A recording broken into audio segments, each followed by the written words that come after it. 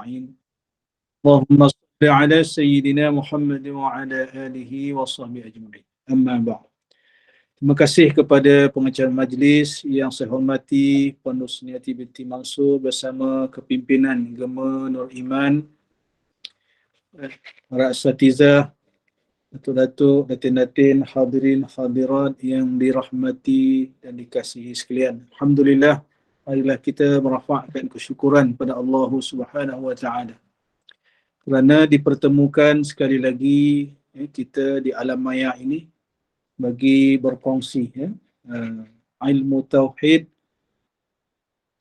syarah matan Ummul Barahin Al-Imam Muhammad As-Sanusi yang disyarah oleh Dr. Yusri bin Mazlan, Imam Besar Masjid Negeri Sembilan bersama dengan rakan-rakan.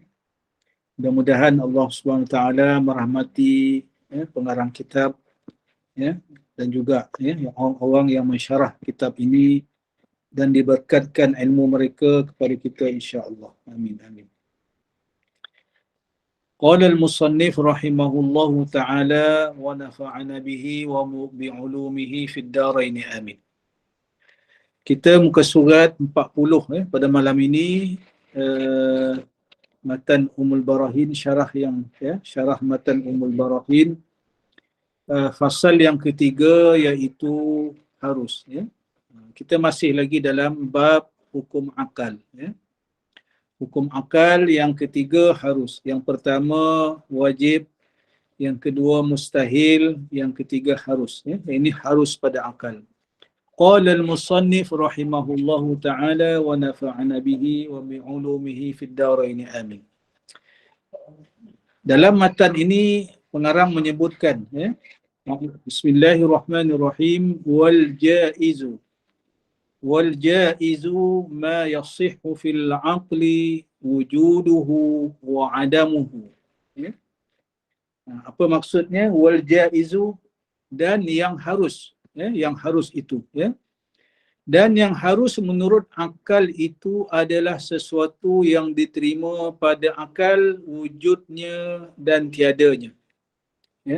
Maknanya dalam bab hukum akal ini, harus pada akal bermaksud maknanya harus akal menerima sama ada sesuatu itu wujud ataupun tidak wujud. Ini yang dimaksudkan harus pada akal dalam bab hukum akal. Itu yang dinyatakan dalam syarah ini. Jadi kita tengok keterangan untuk kita faham macam mana yang dikatakan harus pada akal. Harus pada akal itu untuk menerima akan wujudnya sesuatu perkara ataupun tiada wujudnya sesuatu perkara. Harus menurut definisi Al-Imam As-Sanusi adalah sesuatu yang dapat diterima akal wujudnya dan tiadanya. Kalau bab wajib pada akal, maknanya wajib akal terima. Contoh yang saya beri dulu, wajib akal terima 1/2 daripada 2.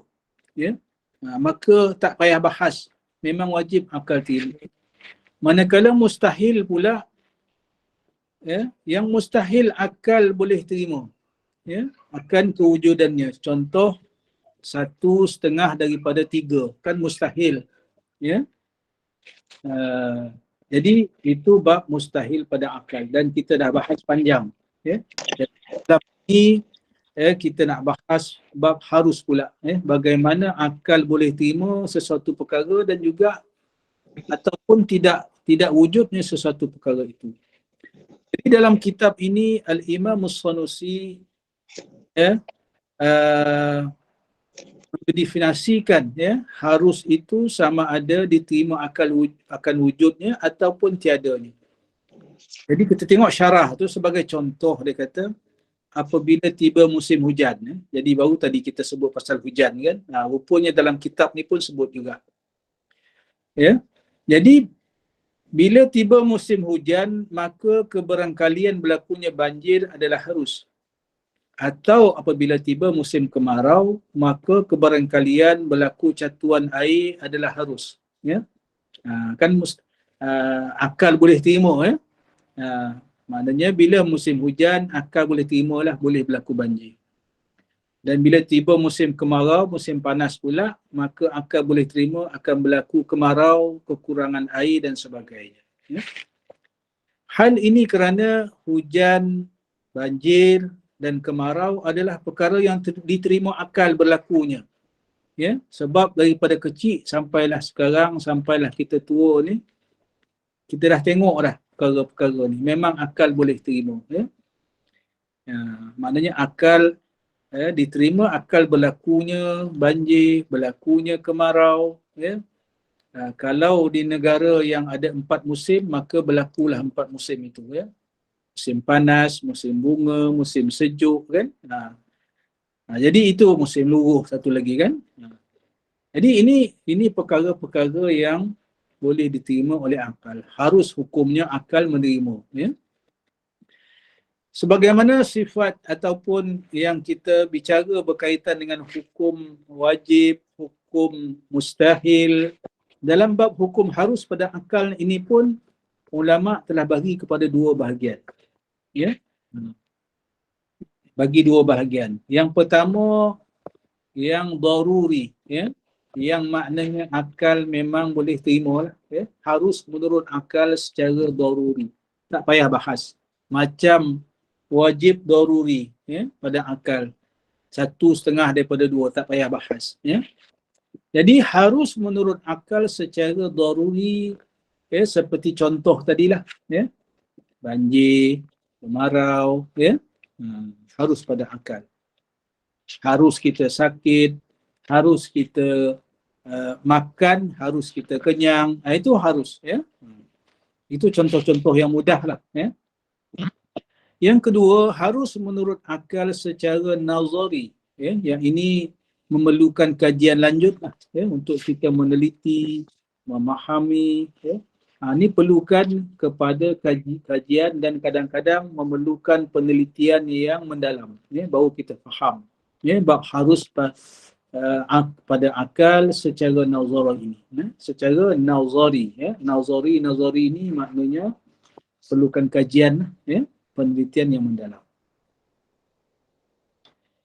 Seperti contoh dalam kitab ini, Allah Subhanahu wa taala menyeksa orang yang taat sekalipun dia maksum daripada dosa seperti para anbiya ataupun nabi-nabi, ya.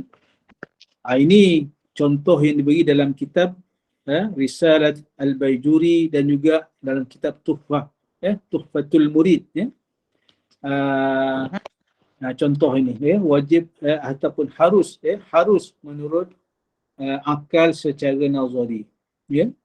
Jadi contoh ni nampak macam sukar, ya, kita nak faham, ya, kenapa pula Allah Taala boleh menyeksa orang yang taat, ya. Hukum dia harus, ya. Sekali kita fikir mustahil lah, ya, sebab orang yang taat ni akan dibalas baik, dijanji dalam Quran, dijanji dalam hadis, ya. Man amila salihan falah, ya, min zakarin wa unsa, dan siapa buat baik daripada lelaki dan perempuan, Allah Ta'ala sebut dalam Quran, ya, maka akan dibalas, ya, dengan sebaik-baik balasan, ya. Kenapa pula dalam bab harus menurut akal secara nazari ini diberi contoh oleh para ulama dalam kitab yang lain, ya, dalam kitab Al-Baijuri, dalam kitab Tuhfah, ya, harus bagi Allah menyeksa orang yang taat, ya, sekalipun dia maksum daripada dosa seperti para anbiya ataupun nabi-nabi, ya. Jadi disyarah di sini, ya, kita baca syarah ni insya-Allah kita boleh faham, ya. Harus seperti contoh yang kedua tadi ni, wajib harus pada akal secara nazari tadi,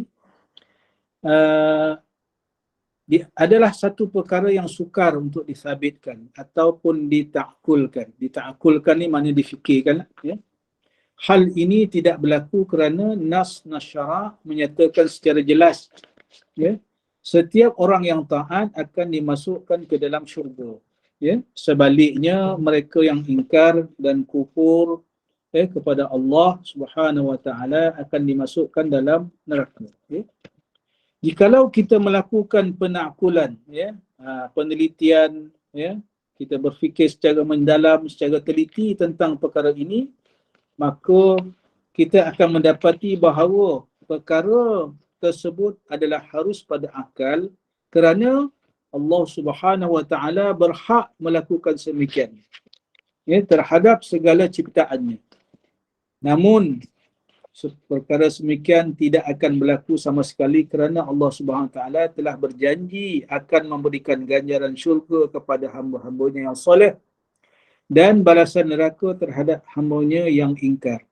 Sedangkan para nabi adalah makhluk Allah yang paling soleh serta terpelihara daripada melakukan sebarang dosa dan maksiat. Hal ini bertepatan dengan firman Allah Subhanahu Wa Taala, Inna Allah la yukhliful mi'ad. Dalam Quran disebutkan surah Ali Imran ayat 9. Inna Allah la yukhliful mi'ad. Sesungguhnya Allah tidak memungkiri janjinya. Apa yang sebenarnya yang nak disyarah dalam kitab ni tentang harus secara nazari tadi, harus secara yang memerlukan pemikiran yang mendalam. Kita kena faham di sini tujuan pengarang, pensyarah kitab ini memberikan contoh harus pada akal secara nazari ini untuk menunjukkan kekuasaan Allah Subhanahu Wa Taala. Harus akal terima. Memanglah Allah Taala disebut tadi innallaha la yukhliful mi'ad. Allah tidak akan memungkiri janji. Siapa buat baik dibalas baik.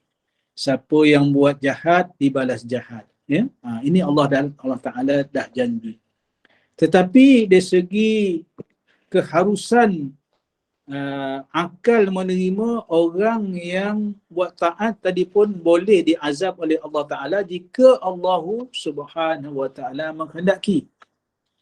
Kita kena sabitkan ke situ. Ini kuasa Allah Subhanahu Wa Ta'ala. Saya ingat ada satu kisah untuk kita lebih faham tentang perkara ni. Satu kisah seorang hamba Allah nanti di akhirat nanti. Bila Allah Subhanahu Wa Ta'ala tanya dia, dengan apa kamu nak masuk syurga aku ni? Allah Ta'ala tanya hamba Allah. Jadi hamba Allah Ta'ala tadi ni menjawab, aku nak masuk syurga berdasarkan amalan-amalan aku, amalan-amalan soleh yang aku kerjakan masa di dunia. Maka dihumban orang ni dalam neraka. Ni saya ingat hadirin hadirat pun pernah dengar kisah ni. Kemudian dikeluarkan dia daripada neraka, dibawa balik menghadap Allah Subhanahu Wa Taala. Ditanya sekali lagi. Soalan yang sama. Dengan apa nak masuk syurga ni? Allah Taala tanya. Dia jawab sebab dia yakin bahawa amalan dia lah yang membolehkan dia masuk syurga. Maka dia jawabnya begitu. Setelah kali yang kedua, masuk, dihumban balik dalam neraka, kemudian dipanggil balik. Pada kali yang ketiga, barulah dia tersedar. Maka bila kali ketiga ditanya oleh Allah Subhanahu Wa Ta'ala, dengan apa nak masuk syurga, barulah dia tersedar. Ya Allah, dengan rahmat Engkau lah aku boleh masuk syurga. Hadirin hadirat sekalian, ini kisah yang sangat masyhur lah. Nak menunjukkan tadi ni, betapa kekuasaan Allah Subhanahu Wa Ta'ala harus hukum dia mengeluarkan orang yang jahat daripada dalam neraka dan masuk dalam syurga. Harus juga bagi Allah Subhanahu Wa Ta'ala mengazab orang yang taat. Ini di segi perbandingan tadi ni nak menceritakan bahawa itu adalah kuasa Allah Subhanahu Wa Ta'ala. Mungkin walaupun mungkin perkara ni tak berlaku. Maknanya dari segi perbahasan untuk kita faham sahaja berkaitan dengan hukum harus pada akal tadi. Okey. Saya ingat itu dah boleh dah kan, insya-Allah. Ini perkara ni tak adalah sesuka mana dalam bab harus pada akal secara daruri yang pertama dan yang kedua secara nazari tadi. Kemudian kita beralih kepada tanbih, ya, perhatian, ya, pada muka surat 42, ya. Tanbih ni perhatian ataupun peringatan, ya. Dia ada matan tadi, kemudian ada syarah, dan yang ketiga ada tanbihat, ya, ataupun peringatan-peringatan. Dalam kitab begitulah, ya. Kalau kita baca kitab-kitab lama ni, inilah susunan-susunannya, ya. Matan ini ringkas, ya. Perkara pokok yang nak disampaikan oleh pengarang kitab, ya, dengan bahasanya yang begitu mendalam, kadang-kadang sukar untuk kita faham, ya. Bila sukar untuk kita faham, maka kemudian ada syarah dia. Tadi yang keterangan dia tu, keterangan tu syarah dia lah, ya. Dan di samping syarah itu, untuk menambah kefahaman kita, ada lagi di bawahnya dipanggil tanbihat, ya, ataupun peringatan-peringatan. Dalam kitab kita ni, muka surat 42 itu disebut perhatian, ya. Maknanya pensyarah dan juga pengarang kitab, ya, yang mensyarahkan kitab ini minta kita ambil perhatian, ya. Apa perkara-perkara yang nak disebut selepas ni, ya. Apa perkara yang nak minta kita ambil perhatian, ya? Kita baca insya-Allah, ya. Setelah kita mengetahui hukum akal dan pembahagiannya secara terperinci, ya, dah tahu dah wajib pada akal, mustahil pada akal, ya, dan juga harus pada akal. Mungkin timbul, dah tahu dah, ya, mungkin timbul persoalan dalam fikiran setengah orang, setengah daripada kita lah, ya. Apakah faedah kita mengetahui hukum akal? Adakah merosakkan akidah jikalau kita tidak mengetahuinya? Ini dalam tanbihat, dalam perhatian ini, ya, untuk menambah kefahaman kita. Apa mustahak, apa faedah kita faham hukum akal? Ya? Adakah kalau kita tak faham hukum akal ni boleh merosakkan akidah? Ini persoalan yang diberi oleh pensyarah kitab. Ya? Jadi dijawab, ya, dia yang tanya, dia yang jawab, ya, untuk kefahaman kita. Faedah mengetahui hukum akal sangat banyak dan sangat penting. Antaranya adalah untuk menambahkan pemahaman kita terhadap ilmu tauhid, di samping membantu kita dalam menjalani kehidupan di dunia. Dari sudut pemahaman ilmu tauhid, kita didedahkan dengan perkara-perkara luar biasa, seperti irhas, ya, mu'jizat, karamah, ma'unah, sihir, istidraj, dan ihanah. Semua perkara ini secara amnya tidak diterima oleh akal seseorang yang tidak beriman. Bahkan menjadi punca kesesatan dan kekufuran seseorang yang sudah beriman. Apabila kita memahami pembahagian hukum akal dan perbezaannya dengan hukum adat, kita mudah menerima perkara tersebut dengan mengkategorikannya kepada positif dan negatif yang harus menurut penakkulan ataupun pemerhatian akal yang mendalam. Ya. Hal ini adalah kerana Allah Subhanahu wa taala Maha berkuasa ke atas segala makhluknya. Jadi ini antara yang disebut oleh pensyarah kitab ini. Ya. Mustahak kita faham hukum akal ini sebab, ya, ada perkara-perkara yang berlaku, ya, di luar pemikiran kita. Perkara-perkara luar biasa. Perkara yang mencari adat, ya. Kita ada hukum 3 kan? Hukum syarak, hukum akal, hukum adat. Ya. Hukum syarak, Quran hadis lah, ijma' qiyas, ya. Hukum akal, tadi hukum akal yang 3 yang baru kita habis baca ni, ya. Wajib pada akal, mustahil pada akal, harus pada akal. Satu lagi, hukum adat. Hukum adat ni bukan adat pepatih ke, bukan adat temenggu ke, bukan. Ya. Apa maksud hukum adat? Hukum kebiasaan. Contoh, pisau yang tajam boleh melukakan. Ya. Kan hukum adat. Ya, kebiasaan. Biasanya lah, jarang pisau ni tak melukakan, kecuali ada orang belajar ilmu kebal dan sebagainya tu kan. Itu kan jarang berlaku, kan luar biasa, ya. Tetapi secara adatnya pisau melukakan. pada biasanya, pada adatnya, pada kebiasaannya, api membakar. Api itu panas, membakar. Itu adat, hukum adat tu. Ya? Apa adat maksudnya biasanya berlaku begitu.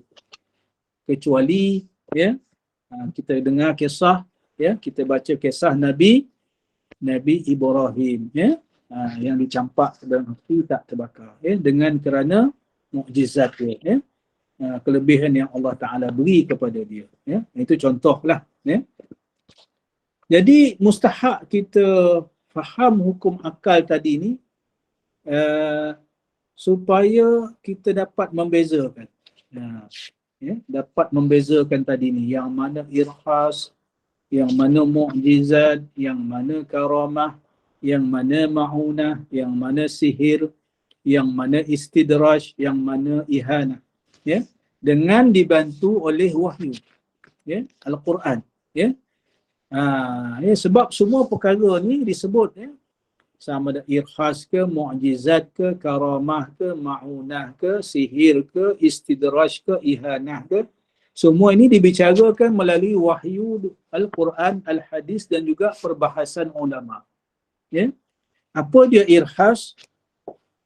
Irhas ialah perkara-perkara luar biasa yang mencari adat yang berlaku kepada nabi-nabi dan rasul-rasul sebelum diangkat menjadi nabi dan rasul.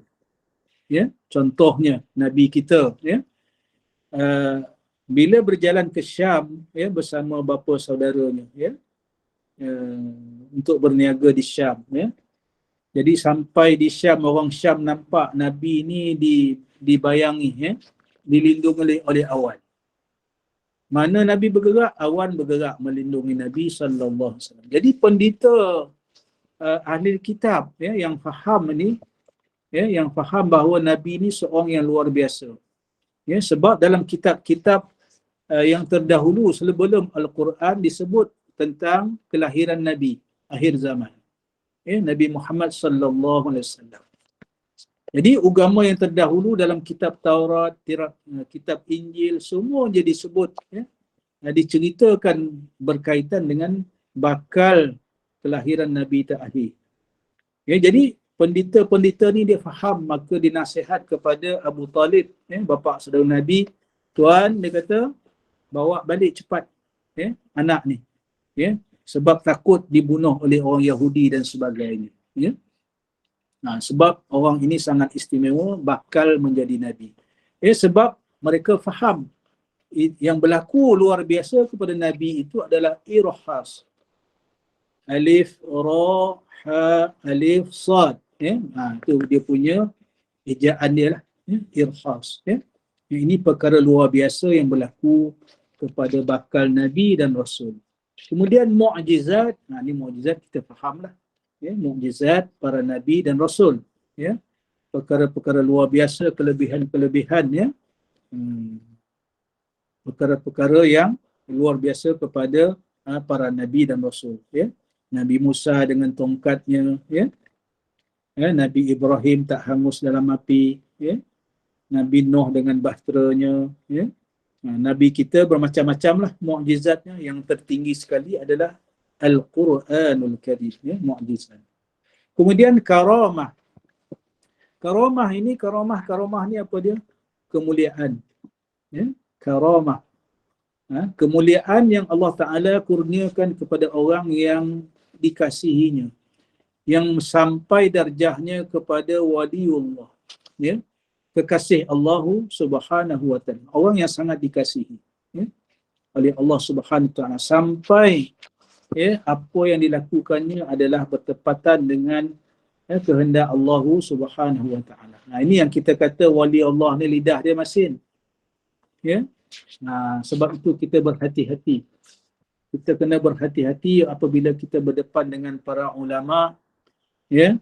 Mungkin para ulama yang kita temui itu telah sampai darjahnya kepada waliullah dan Allah Ta'ala kurniakan dia karamah, kemuliaan-kemuliaan, ya, yang bukanlah dia minta, tetapi disebabkan hampirnya orang ini dengan Allah Subhanahu wa Ta'ala, ya, istimewanya hubungan orang ini dengan Allah Subhanahu wa taala.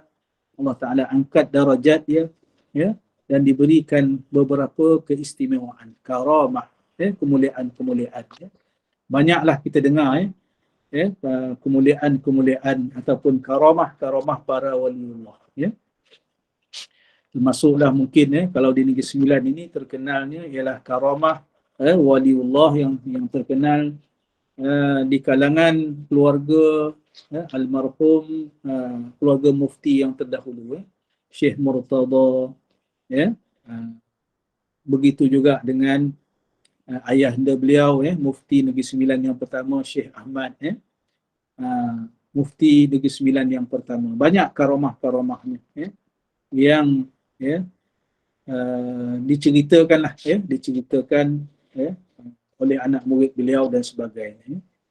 Ingat pernah diceritakan oleh pemandu kepada almarhum Syekh Murtada pada satu hari kereta rosak.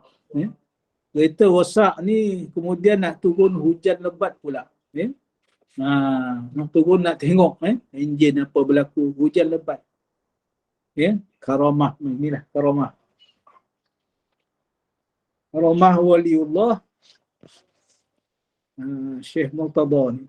Di sekitar kereta tu tak hujan, maka bolehlah pemandu tadi turun. Sebab itu hadirin hadirat sekalian, bila kita jumpa orang-orang macam ni, kita minta doa kepada dia. Saya sempatlah sebelum saya mula bertugas di Negeri Sembilan pada tahun 1994. Tahun 2000 saya dipindahkan bertukar bekerja di Kuala Lumpur. Maka waktu itu saya cakap dengan bapa saudara saya, imam, sekarang ni bekas imam lah di kampung ni, Haji Abdullah.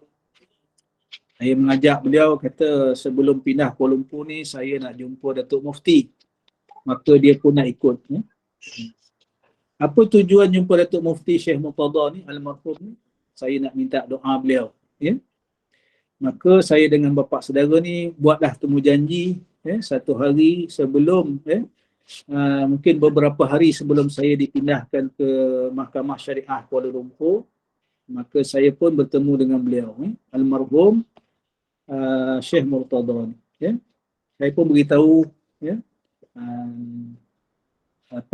Datuk kata saya kena pindah, bertukar kerja ke Kuala Lumpur. Saya mohon doa lah daripada Datuk. Apa kata Datuk Mufti ni? 2 perkataan saja dia cakap dengan saya depan saya. InsyaAllah cemerlang. 2 perkataan. Wallahu alam, mungkin dengan sebab doa beliau itu pada hari ini Allah Ta'ala angkat saya sebagai ketua hakim. Wallahu alam. Ini doa-doa orang yang soleh, doa orang yang ada karamah, kemuliaan yang Allah Ta'ala beri kepada mereka ni. Mungkin doanya tidak terhijab, kita tak tahu, wallahu a'lam. Jadi hadirin hadirat sekalian, kalau kita jumpa orang macam ni, kita mintalah doa dia. Jadi menjadi amalan saya jugalah sekarang ni, apabila kita berjumpa dengan orang soleh, para asatizah, tuan-tuan guru, kita minta doa dia. Jadi banyak karamah. Saya ingat sahabat saya lah, ini karamah, karamah tuan guru dia. Pada tahun awal 2020, minta maaf lah kita cerita sikit pada malam ni, pasal karamah ni, kelebihan orang alim waliullah. Awal tahun 2020, sebelum COVID, 2 hari sebelum COVID, seorang sahabat saya dibedah di 2 hari, betul-betul 2 hari sebelum lockdown. Kita lockdown berapa hari bulan? 18 Mac kalau tak silap saya kan. Betul-betul 2 hari sebelum tu, kawan saya ni sama mengaji dulu di Kolej Islam. Dia dibedah di jantung di IJN Kuala Lumpur. Saya tak dapat pergi. Sehari sebelum, tak silap saya. Sehari sebelum. Saya nak pergi ziarah, dah COVID dah. Beliau ni mengaji dengan almarhum Tuan Guru Haji Saleh Musa, Pondok Sik Kedah, Pondok Sik Kedah. Menjadi anak angkat dan anak murid kesayangan. Tugas beliau ni, bila Tuan Guru ni mengajar, bila Tuan Guru ni mengajar, sebab ramainya orang, setiap hari Jumaat pagi ni, kalau di Pondok Sik Kedah ni, masa almarhum Tuan Guru Haji Saleh Musa ni mengajar, lebih kurang 2,000 orang datang mengaji. 2,000 orang daripada seluruh negara, daripada selatan Thailand, dan kadang-kadang ada juga orang daripada Timur Tengah balik nak mengaji dengan beliau. Almarhum Tuan Guru Haji Saleh Musa. Jadi tugas kawan saya tadi ni, bila Tuan Guru ni nak mengajar, dia akan tarik meja. Tarik sedikit meja untuk memberi ruang Tuan Guru ni duduk. Bila Tuan Guru dah duduk, dia pun tolak balik meja supaya selesa dengan kedudukan Tuan Guru Haji Saleh Musa. Sehari sebelum COVID dia dibedah di IJN. Yang menakjubkan, dia kata sebelum dibedah itu Tuan Guru ni datang. Walhal Tuan Guru ni meninggal dah. Tuan Guru Saleh Musa ni meninggal dah. Meninggal dah pada tahun 2016. Waktu tu saya accident. Kawan saya ni share dengan saya video pengkebumian almarhum Tuan Guru Haji Saleh Musa.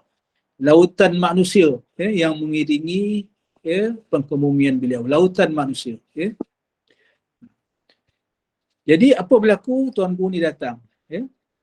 Dia kata macam dalam mimpi. Kawan saya ni lah. Macam dalam mimpi tapi bukan mimpi. Wallahu'alam. Inilah Allah Ta'ala beri mungkin karamah yang ada kepada almarhum Tuan Guru Haji Saleh Musa ini ketika anak muridnya nak dibedah. Kemudian berlakulah pembedahan. Bila berlaku pembedahan, selepas sedar daripada pembedahan ni, sahabat saya ni, dia kata tak sakit. Ni yang paling, ni karamah, mungkin karamah Tuan Guru dia lah. Tuan Guru Haji Saleh Musa. Tak sakit tuan-tuan. Hadirin hadirat sekalian. Saya sendiri dah mengalami pembedahan. Beberapa kali pembedahan.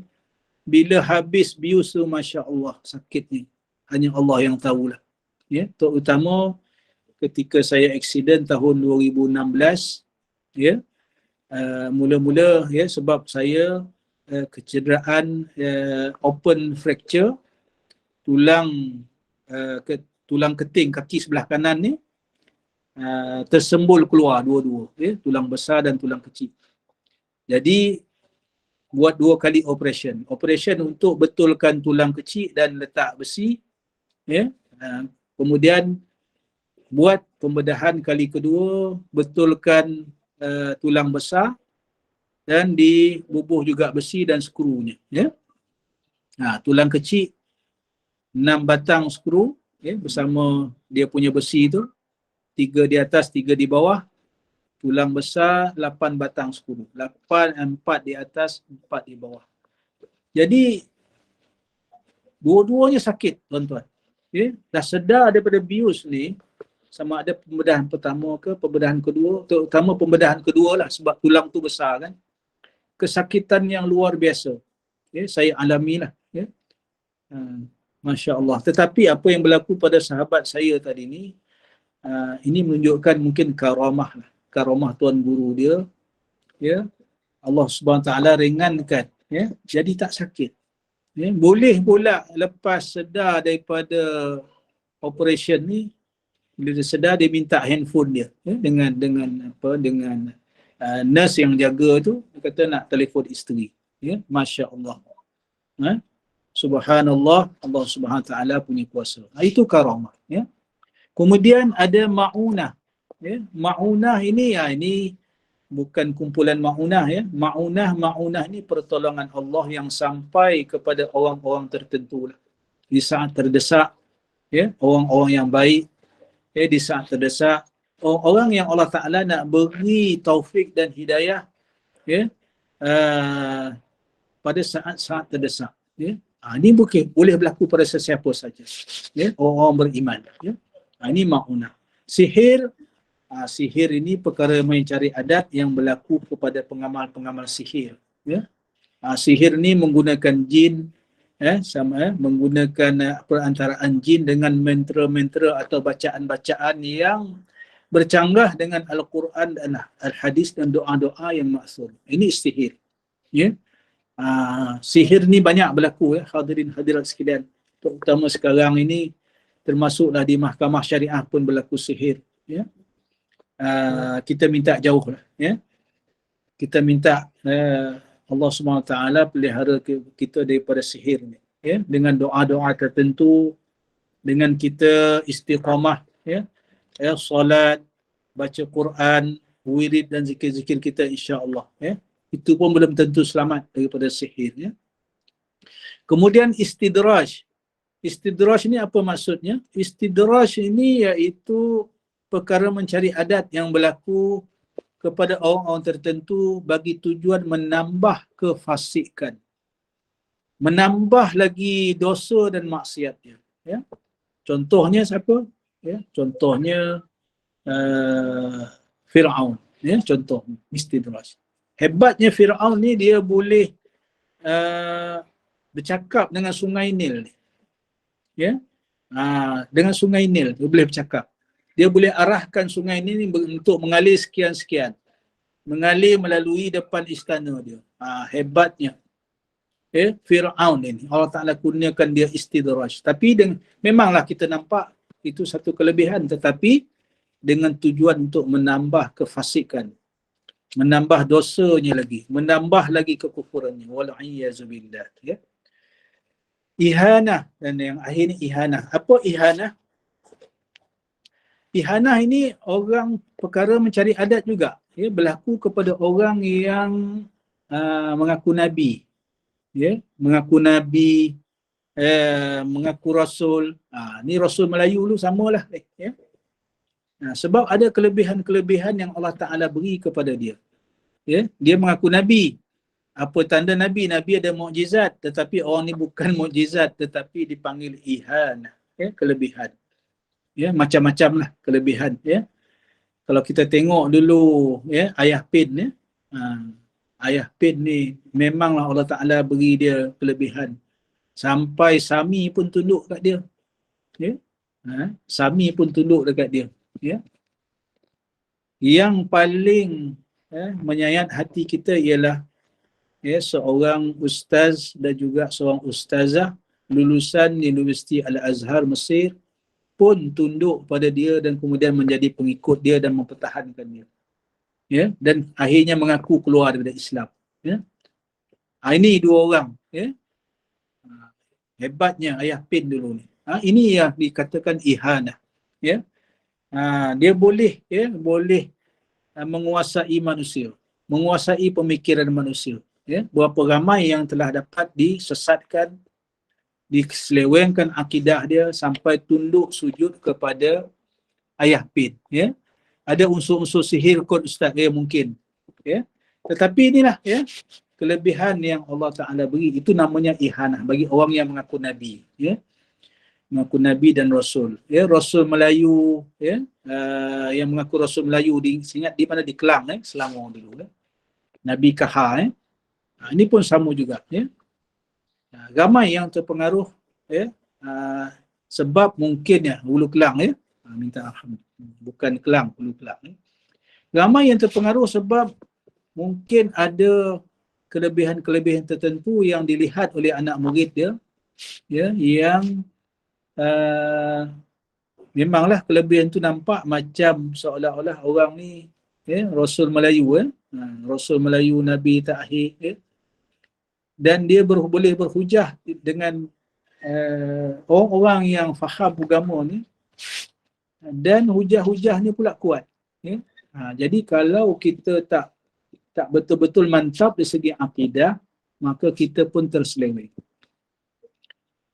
ya. Wal'iyyazubillah. Ini perkara-perkara. Jadi hadirin hadirat sekalian, apa yang nak dinyatakan di sini ialah pensyarah kitab ini nak memberikan kefahaman kepada kita supaya kita ambil perhatian tadi ni. Dengan kita faham hukum akal, ya, hukum akal yang 3 tadi tu, wajib pada akal, mustahil pada akal, harus pada akal, supaya kita tidak terpesong akidah kita kerana di sana ada perkara-perkara yang di luar batasan akal, ya, yang berapa perkara tadi tu, irhas, mukjizat, karamah, maunah, sihir, ya, istidraj dan ihan, ya. Jadi kita baca sikit lagi, ya, dia punya syarah, dalam perhatian ni, dalam tanbihat ni. Seseorang yang tidak memahami hakikat hukum akal serta perbezaannya dengan hukum adat boleh menjerumuskan dirinya kepada hukum murtad atau fasik. Wal'iyazubillah. Ini kalau tak faham tadi ni, ya. Secara umumnya perkara-perkara yang berkait dengan irhas, mukjizat, karamah dan maunah adalah perkara yang mustahil pada adat sahaja namun harus pada akal, ya. Siapa yang mengatakan mustahil bahawa seorang itu boleh berjalan dalam hujan tanpa basah walaupun tanpa menggunakan payung atau baju hujan, hukumnya dilihat daripada 2 sudut. Jika dia bermaksud mustahil pada adat, maka tidak merosakkan akidahnya. Sebaliknya, jika dia berkeyakinan mustahil perkara tersebut secara akal, maka hukumnya adalah haram serta merosakkan akidah. Kerana dia menafikan kekuasaan Allah Subhanahu wa taala terhadap makhluknya. Cantik misalan yang diberi dalam syarah kitab ni, ya. Jadi ini mustahak kita faham hukum akal tadi, ya. Sebab irhas, mukjizat, karamah dan maunah tadi ni, ya, perkara yang mencari adat tetapi harus pada akal. Ya, harus pada akal, ya. Contohnya tadi, ya, Nabi kita, ya, irhasnya apa? Awan melindungi dia. Ya. Kalau kita kata mustahil pada adat, okey. Ya, sebab, ya, biasanya macam adat tadi, hukum adat tadi apa? Saya bagi contoh pisau dengan api, ya. Hukum adatnya pisau boleh melukakan, tajam, api yang panas boleh membakar. Itu hukum adat, ya. Tetapi kalau kita kata mustahil pada akal, maknanya kita menafikan kekuasaan Allah Subhanahu wa taala. Ya. Sebab ada ketikanya pisau tidak melukakan.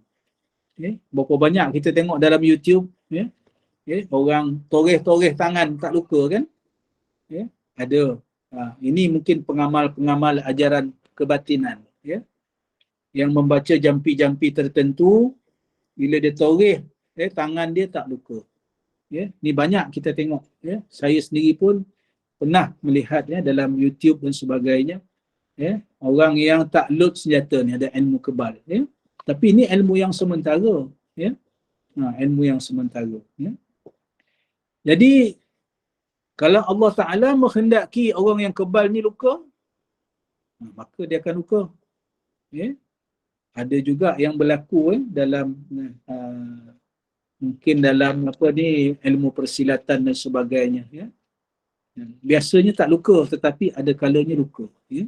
Ini kehendak Allah Subhanahu wa taala. Jadi bila kita faham tadi di segi harus pada akal, sebab itu adalah kuasa Allah Subhanahu wa taala. Ini kita nak jaga iman kita ni, ya. Jangan kita terpesona pula dengan contohnya tadi istidraj ataupun ihanah ataupun sihir, ya. Kadang-kadang orang mainkan sihir ni untuk cari makan, ya. Cari makan, ahli silap mata contohnya. Ada juga kadang-kadang ada unsur sihir, ya.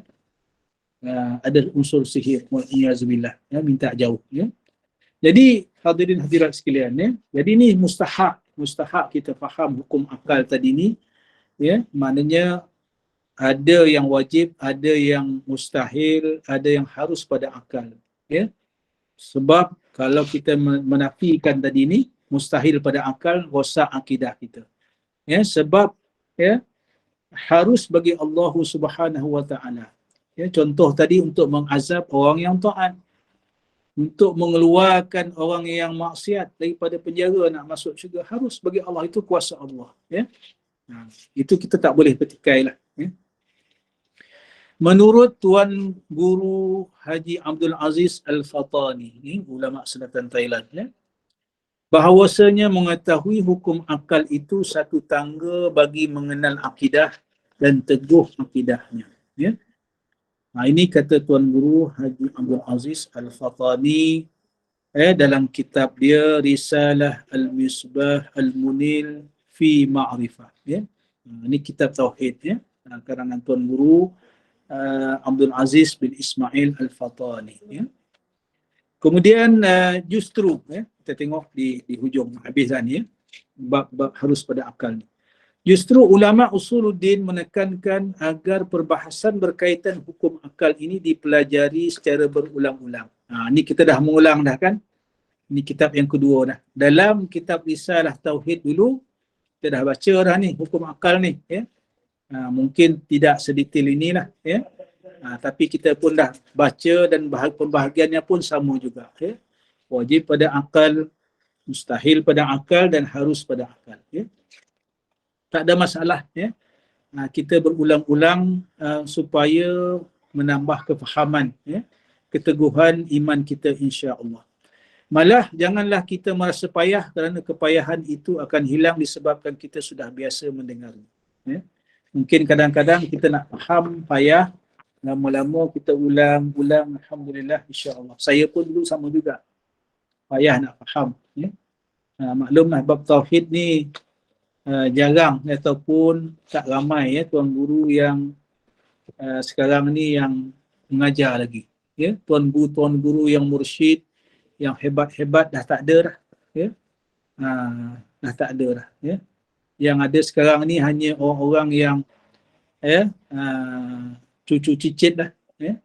Anak murid yang tak begitu, ya, yang kepahaman yang cetek, tapi mudah-mudahan insya-Allah, ya, mudah-mudahan kita baca bersama-sama, insya-Allah Allah Taala berikan kefahaman kepada kita, ya, dengan kesungguhan kita nak faham, nak mengenal Allah Subhanahu wa taala, ya.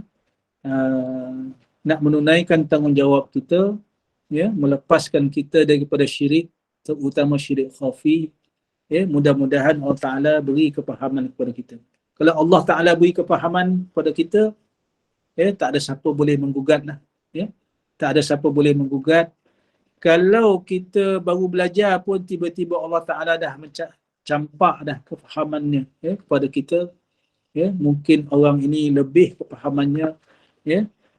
Boleh pula dia berkongsi dengan orang lain. Kadang-kadang kita nampak orang tu biasa-biasa saja, ya, tetapi bila kita berbual dengannya, ya, rupanya Allah Subhanahu wa taala telah pilih dia, ya, telah pilih dia, angkat darajat dia, diberinya ilmu yang kita panggil dalam Al-Quran ilmu laduni, ya. Ilmu laduni, ya. Pernah dengar, ya, ilmu laduni ni, ya. Wa ataina min ladunna ilma, ya. Allah Taala beri ilmu daripada khazanah ilmu dia kepada orang. Jadi kita jangan pandang orang sebelah mata, ya. Ya, mungkin orang tu tak pakai kopiah, tak pakai serban, ya, orang biasa-biasa saja, ya. Nak tahu tak tahu, kita mungkin berbual dengan dia, ya. Kadang-kadang orang begini yang kita nampak biasa-biasa saja, ya, bila kita berbual dengan dia keluar mutiara-mutiara ilmu yang Allah Taala kurniakan kepada dia, ya. Saya ada seorang sahabat, ya, Allah Subhanahu wa taala, ya. Dia dah pencen lah, ya. Sahabat saya ni saya kenal waktu saya menjadi guru sementara, ya. Hadirin hadirat sekalian, tahun 1986 saya ditawarkan masuk ke UIA, ya, tapi tak pergi, ya. Tak pergi sebab tak ada duit, ya. Bukan sengaja tak pergi, tak ada duit, ya. Ramai waktu tu sahabat-sahabat saya yang nak pergi belajar luar negara, ya. Saya dapat tawaran UIA dan juga dapat tawaran ke Maghribi waktu itu, ya. Morocco lah, ya. Selepas daripada College Islam Kelang, Pak SPM, ya lah. Di College Islam tu ada sijil khas college. Selain daripada SPM ada sijil khas college, semuanya dalam bahasa Arab. saya dapat kepujian dan ditawarkan ke Morocco, Maghribi waktu itu. Tapi arwah bapa saya ni tak bagi. Dibimbangi saya bertukar mazhab. So saya pun tak pergilah ke Morocco, tak pergi ke Kuala Islam, ke UAE pun tak masuk, sebab tak ada duit. Jadi sahabat-sahabat yang nak pergi Morocco, nak pergi UAE, nak pergi UKM, ramailah datang ke rumah. Sedih saya waktu tu, sebab saya tak dapat pergi. Almarhum bapa saya kata, kalau nak masuk juga UAE tahun tu, dia kata ni lah, kena jual tanah. Jual tanah. Jadi saya kata tak apalah. Jadi saya pun jadi guru sementara. Tak apalah, tak payah masuk. Jadi guru sementara. Waktu saya jadi guru sementara ni tahun 86, di Sekolah Kebangsaan Teluk Kemang. Sekolah Kebangsaan Teluk Kemang saya mengajar bulan, saya ingat bulan 7, bulan 7, bulan 8, 9, 10, lebih kurang 5 bulan saya mengajar di sekolah. Dan setiap hari Jumaat saya bersolat Jumaat di Masjid Teluk Kemang. Sekarang ni jadi masjid warisan lah. Sebab ada masjid baru di Teluk Kemang. Jadi setiap hari Jumaat saya pergi solat Jumaat di situ. Allah Ta'ala pertemukan saya dengan seorang tua. Nama dia Haji Harun. Ini tahun 86 punya cerita. Haji Harun ni, selang beberapa minit, maka terpacul daripada mulutnya. Dia menjerit. Allah. Kuat. Semua dalam masjid tu boleh dengar. Selang beberapa minit, dia akan menjerit. Allah. Saya pun pelik orang. Maka satu hari, rupanya Haji Harun ni duduk dekat masjid tu. Dia duduk dekat masjid. Dan tak ada kerja lain lah. Zikir, solat dan sebagainya. Orang biasa-biasa je. Tetapi saya nampak dia sebagai seorang insan yang luar biasa. Haji Harun ni. Satu hari, saya pun beranikan diri jumpa dia. Dia kata, Tok, yalah, kita ni pangkat cucu lah. Waktu tu umur dia dah 70 lebih. Dah uzur pun. Dia duduk di masjid tu. Tidur di masjid tu. Saya pun berkenalan lah dengan Haji Harun ni. Berkenalan, saya kenalkan diri saya. Kadang-kadang temankan dia berbual sekejap. Satu hari, saya cakap dengan dia, boleh tak saya nak tumpang tidur? Satu malam. Dengan Haji Harun ni. Maka dia kata boleh nak, dia kata. Haji Harun. Pada malam yang berkenaan, ingat malam cuti rasanya, malam cuti sekolah, saya pun bawa lah kain pelekat, alas tempat tidur, nak tidur sebelah dia ni. Haji Harun ni. Bila sampai waktu nak tidur tu, dia kata, nak tidur lah, kata. Dia kata, dia kata, Nabi sebelum tidur gosok gigi, dia kata. Kena dah sekali saya. Waktu tu dah kena dah. Allah kata, lalainya saya ni. Nabi sebelum tidur gosok gigi, ambil wuduk, dia kata. Dia bagi burus gigi dia, bukan burus gigi lama, burus gigi baru. Ambil burus gigi dia. Ini orang yang kita nampak biasa-biasa, tetapi Allah Subhanahu. Banyak lagi lah cerita-cerita yang menarik dengan Haji Harun. Kita masa pun dah ni. Saya melihat insan ini, Haji Harun ni, orang yang Ta'ala telah beri kelebihan pada dia yang sentiasa dia ingat Allah sepanjang masa. Sebab itu daripada mulutnya selang beberapa minit dia menjerit Allah. Ini kalau orang kita mengaji tasawuf, dia sampai maqam fana. Maknanya dia asyik dengan Allah Subhanahu Wa Taala tu, maka terpacul mulut dia jerit Allah. Kuat dia menjerit tu. Dia menghayati dekatnya dia dengan Allah Subhanahu Wa Taala tu sampai terkeluar, terzahir daripada mulut dia. dia sampai makam rasanya tu. Zauq, dipanggil zauq. Rasa hampirnya dia dengan Allah Subhanahu wa taala. Asyiknya dia dengan Allah Subhanahu wa taala. Ya. Jadi ini orang yang jarang kita jumpa, yang kita nampak pelik, ya. Tetapi sebenarnya orang ini sangat hampir dengan Allah Subhanahu wa taala. Ya, kalau ada kesempatan kita jumpa dengan orang ini, ya, maka kita boleh hampirkan diri kita dengan dia, minta dia doakan kita, ya, mungkin kita minta nasihat dia dan sebagainya. Jadi hadirin hadirat sekalian, secara kesimpulan pada malam ini, secara keseluruhannya hukum akal terbahagi kepada 3 tadi, ya, yang kita dah baca, wajib, mustahil dan harus.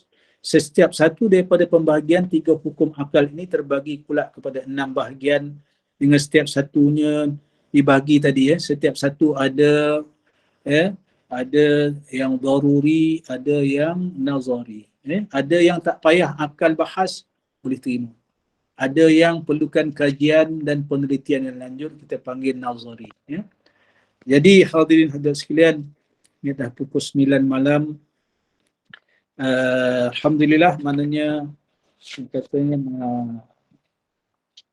ngam-ngam lah ni, ya. Ngam-ngam kita dah habis bab harus pada akal. Saya mohon maaf lah, ya, malam ni ada banyak pula cerita kan.